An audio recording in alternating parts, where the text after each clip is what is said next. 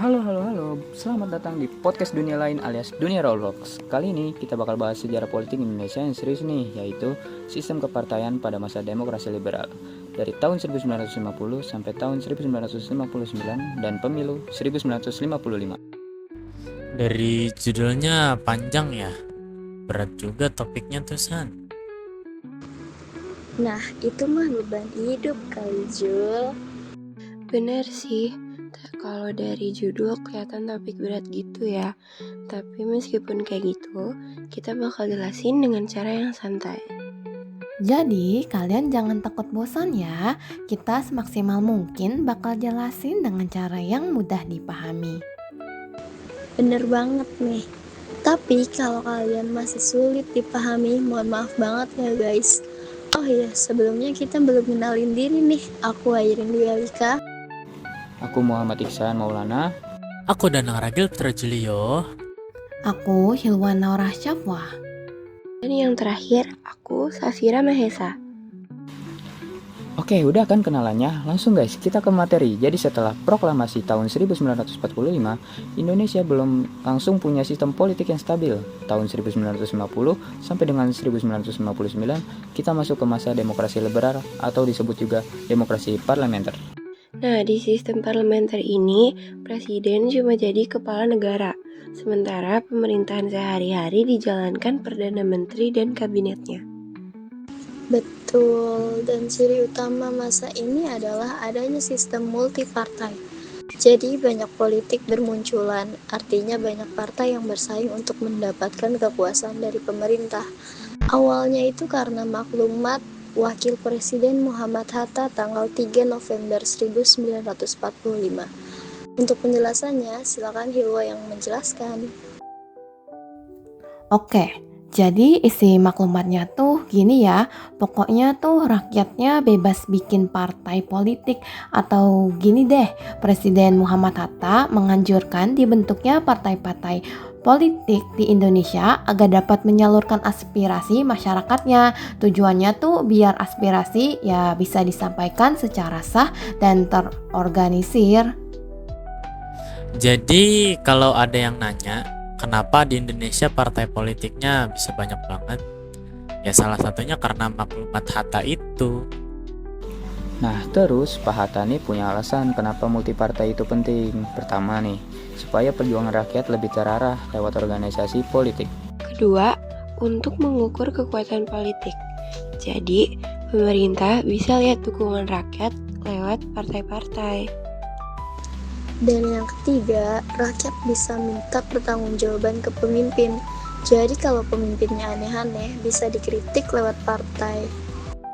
Nah, dari situ juga bermunculan partai-partai besar, misalnya PNI yang mewakili kaum nasionalis, Masyumi dan NU dari kelompok Islam, PSI yang mewakili sosialis, dan PKI dari ideologi komunis.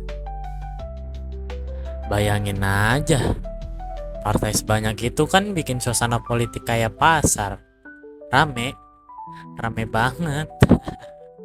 Iya benar, tapi jadinya makin banyak partai justru bikin masalah. Mereka sering saling menjatuhkan dan lebih memikirkan kepentingan golongan masing-masing. Nah, benar tuh akibatnya kabinet yang dibentuk rapuh dan mudah pecah. Yap, setuju nih.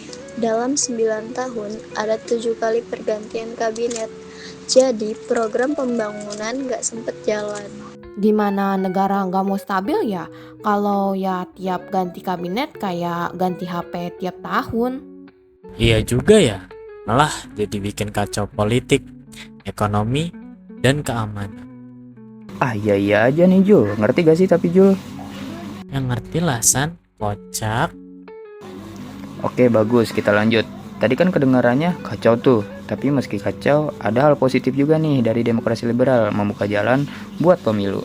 Benar-benar, tapi sebenarnya pemilu tuh udah direncanain sejak 1946. Tapi ketunda mulu karena belum siapnya pemerintah dan juga belum siapnya penyusunan perangkat UU Pemilu.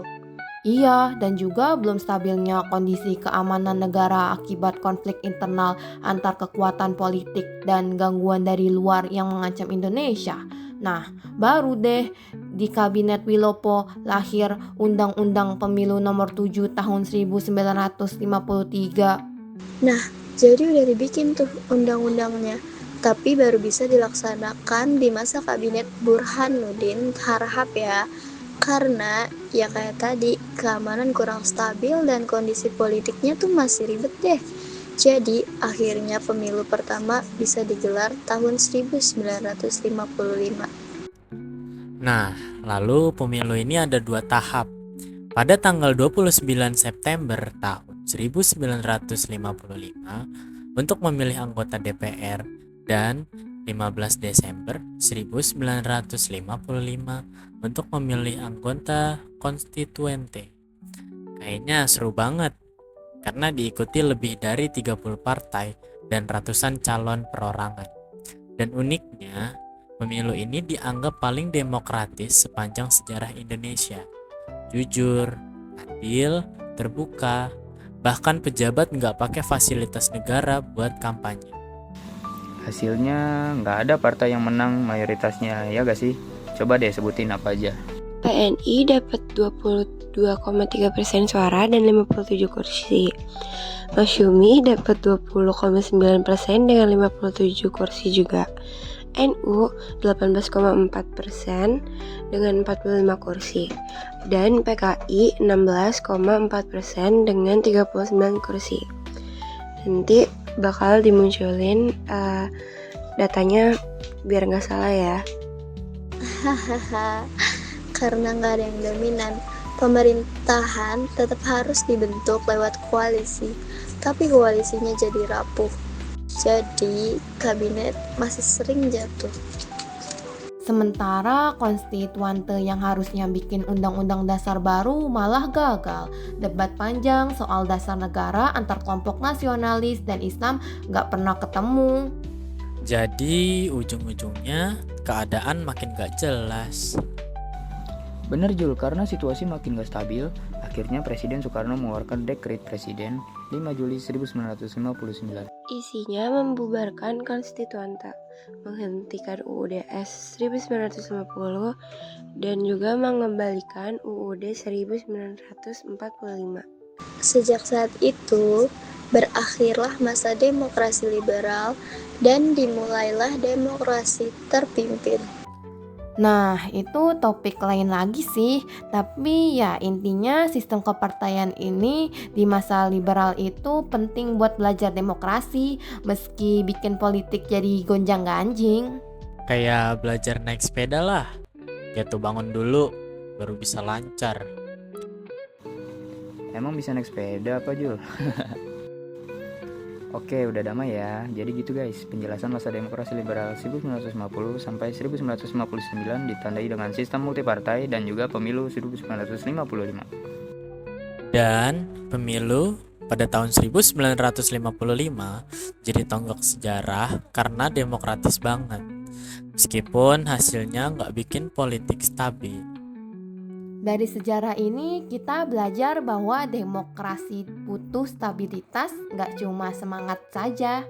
Yap, bener banget. Jadi gitu aja guys. Terima kasih udah dengerin podcast kita.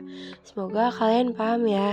Iya guys, semoga kalian paham sama isi podcast kita ya. Kurang lebihnya mohon dimaafkan ya. Sampai jumpa di podcast Roblox berikutnya. Bye.